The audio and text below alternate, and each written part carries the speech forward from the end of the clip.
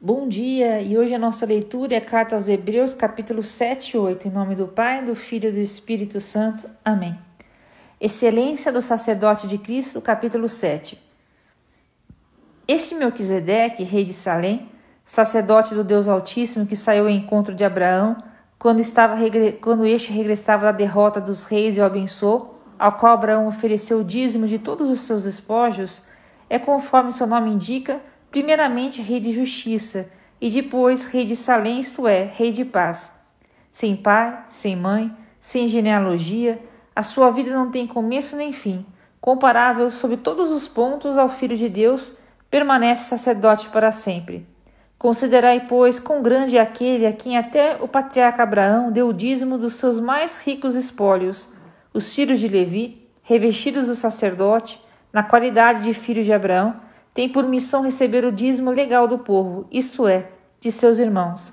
Naquele caso, porém, foi um estrangeiro que recebeu os dízimos de Abraão e abençoou o detentor das promessas. Ora, é indiscutível, é o inferior que recebe a bênção do que é superior.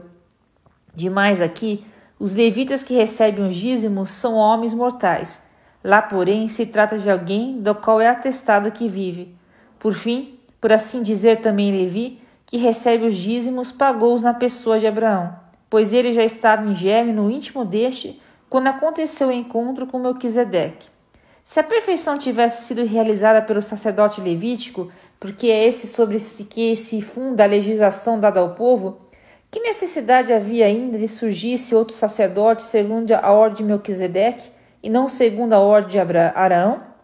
Pois, transferido o sacerdócio, forçoso e que se faça também a mudança da lei. De fato, aquele a qual se aplicam essas palavras é de outra tribo, da qual ninguém foi encarregado do serviço do altar. E é notório que nosso Senhor nasceu da tribo de Judá, tribo a qual Moisés de nada encarregou ao falar do sacerdócio. Isso se torna ainda mais evidente se tem em conta que este outro sacerdote, que surge à semelhança de Melquisedeque, foi constituído não por prescrição de uma lei humana, mas pela sua imortalidade, porque está escrito: Tu és sacerdote eternamente, segundo a ordem de Melquisedeque. Com isso está abolida a antiga legislação por causa de sua ineficácia e inutilidade, pois a lei nada levou à perfeição, apenas foi portadora de uma esperança melhor que nos leva a Deus. Isso não foi apenas sem juramento. Os outros sacerdotes foram instituídos sem juramento. Para ele, ao contrário, interveio o juramento daquele que disse: Jurou o Senhor e não se arrependerá. Tu és sacerdote eternamente. E essa aliança da qual Jesus é o Senhor, ela é muito superior. Além disso, os primeiros sacerdotes deviam suceder-se em grande número, porquanto a morte não permitia que permanecessem sempre. Este, porque vive para sempre, possui um sacerdócio eterno. É por isso que lhe é possível levar a termo a salvação daqueles que por ele vão a Deus, porque vive sempre para interceder em seu favor.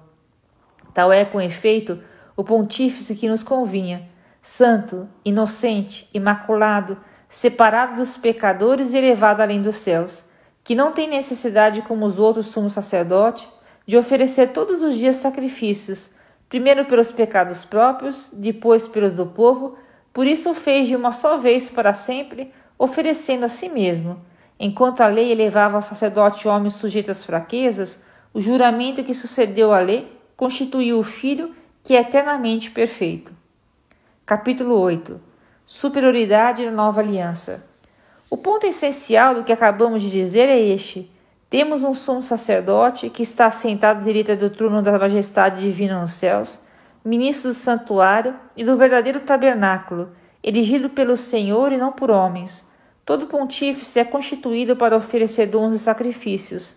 Portanto, é necessário que ele tenha algo para oferecer. Por conseguinte, se ele existisse na terra, nem mesmo sacerdote seria, porque já existe aqui sacerdotes que têm a missão de oferecer os dons prescritos pela lei.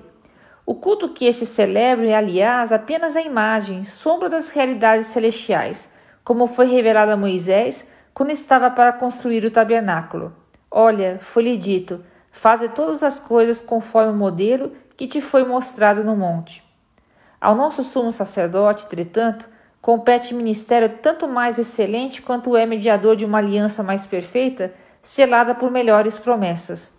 Porque se a primeira tivesse sido sem defeito, certamente não haveria lugar para outra. Ora, sem dúvida, há uma censura nessas palavras. Eis que virão dias, oráculo do Senhor, em que estabelecerei com a casa de Israel e com a casa de Judá uma nova aliança nova, não como a aliança que fiz com seus pais no dia em que os tomei pela mão para tirá-los da terra do Egito. Como eles não permaneceram fiéis ao pacto, eu me desinteressei deles, oráculo do Senhor. Mas esta é a aliança que estabelecerei com a casa de Israel depois daqueles dias. Imprimirei as minhas leis no seu espírito e as gravarei no seu coração. Eu serei seu Deus e eles serão meu povo. Ninguém mais terá que ensinar a seu concidadão, ninguém a seu irmão, dizendo: conhece o Senhor, porque todos me conhecerão, desde o menor até o maior. Eu lhes perdoarei as suas iniquidades e já não me lembrarei dos seus pecados. Se Deus fala de uma aliança nova, é que ele declara antiquada a precedente. Ora, o que é antiquado e envelhecido está certamente fadado a desaparecer. E aqui termina a leitura de hoje. Deus abençoe.